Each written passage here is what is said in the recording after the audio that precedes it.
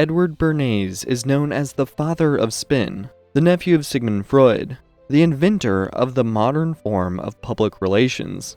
Most people may not have heard of him, yet Life magazine named him one of the most influential people of the 20th century. His client list included the major corporations of his era, including American Tobacco, General Electric, CBS, Dodge, and United Fruit, as well as 3 presidential administrations. His contributions led to shifts in society like eating bacon for breakfast, the rise of disposable cups, and the combination of business, marketing, and psychology. So think hard about the things you do and why you do them as we learn something new. Edward Bernays was born on November 22, 1891 in Vienna, Austria. His family immigrated to the United States a year later, and his father became a successful grain merchant on the New York commodity exchanges. His mother, Anna Freud, was the younger sister of Sigmund Freud, known as the father of the modern form of psychoanalytic psychology. Bernays did not grow up in contact with Freud directly, though as a young man he did visit him. It's unclear how much Freud influenced his work in the publicity business, but Bernays was never shy about the connection and certainly used it to help him attract clients. After growing up in Manhattan, Bernays attended Cornell University. It was his father's idea, as he believed his son would also enter the grain business, and a degree from Cornell's prestigious agriculture program would be extremely helpful. Bernays was an outsider at Cornell, though, which was largely attended by the sons of farming families. Unhappy with this path that had been chosen for him, he graduated from Cornell intent on becoming a journalist. Once back in Manhattan, he became the editor of a medical journal. His position led to his first introduction into public relations. He heard that an actor wanted to produce a play that was controversial as it dealt with the subject of venereal disease. Bernays offered to help and essentially turn the play into a cause, and a success, by creating what he called the Sociological Fund Committee, which enlisted notable citizens to praise the play. After that first experience, Bernays began working as a press agent and built a thriving business. During World War I, he was rejected for military service due to his poor vision, but he offered his public relations services to the US government instead. When he joined the government's Committee of Public Information, he enlisted American companies doing business overseas to distribute literature about America's reasons for entering the war. After the end of the war, Bernays traveled to Paris as part of a government public relations team at the Paris Peace Conference. The trip went badly for Bernays, however, who often found himself in conflict with other officials. Despite that, he came away having learned a valuable lesson, which was that wartime work changing public opinion on a grand scale could have civilian applications.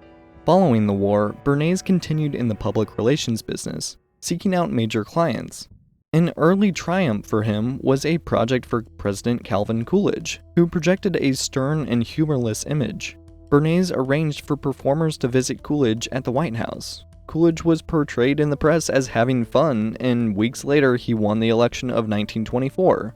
Bernays, of course, took credit for changing the public's perception of Coolidge. But let's look at a more clear example. One of the most famous of Bernays' campaigns while working for the American Tobacco Company in the late 1920s. Smoking had caught on among American women in the years following World War I, but the habit carried a stigma as not many people thought it was acceptable for women to smoke, especially in public.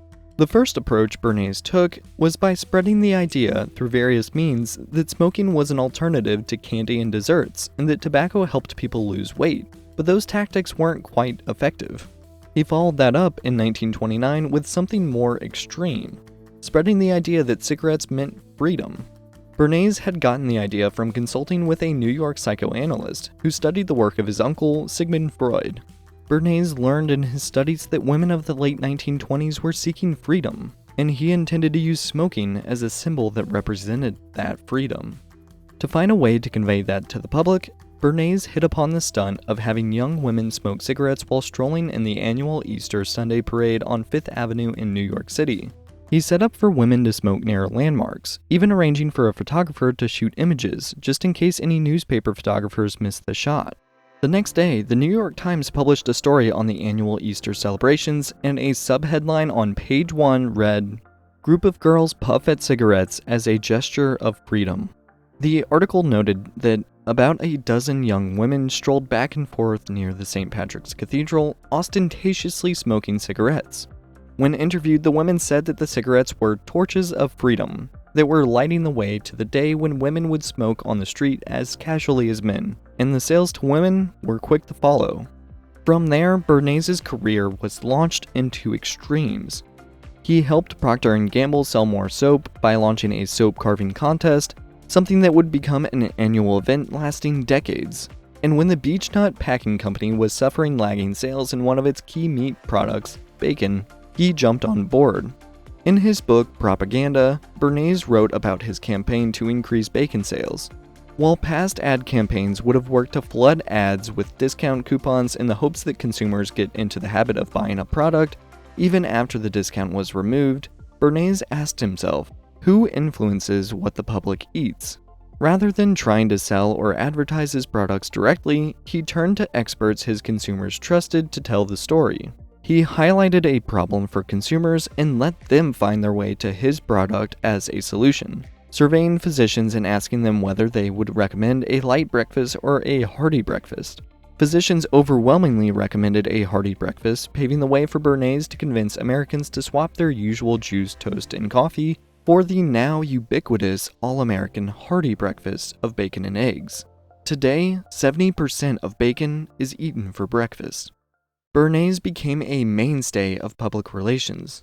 From telling consumers to use Dixie disposable cups as a more sanitary alternative to reusable ones, to helping United Fruits and the CIA drum up stateside support for the toppling of the Guatemalan government, taking down the democratically elected president, and installing a military dictatorship.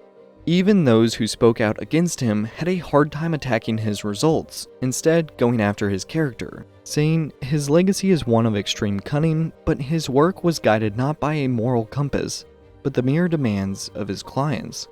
Bernays published books on his work including Crystallizing Public Opinion and Propaganda. Long after his retirement, he continued to speak out on the state of public relations, saying on his 100th birthday, any idiot can call him or herself a public relations practitioner, but going on to elaborate that he would only be happy to be called the father of public relations when the field is taken seriously, like law or architecture. He likely said this because he believed in the true power behind public relations, saying this in his very first book. This is an age of mass production. In the mass production of materials, a broad technique has been developed and applied to their distribution. In this age too, there must be a technique for the mass distribution of ideas. And far more controversially in his next, the conscious and intelligent manipulation of the organized habits and opinions of the masses is an important element in democratic society. Looking at Bernays' story allows us to see the power behind one's ability to shape public opinion, and seeing how effectively it can be used, whether for the good of the public or for one's own self-interests. Thank you for watching Learn Something New. If you like this video, don't forget to hit the like button and subscribe to the channel for more content like this. Thanks again, and I'll see you next time.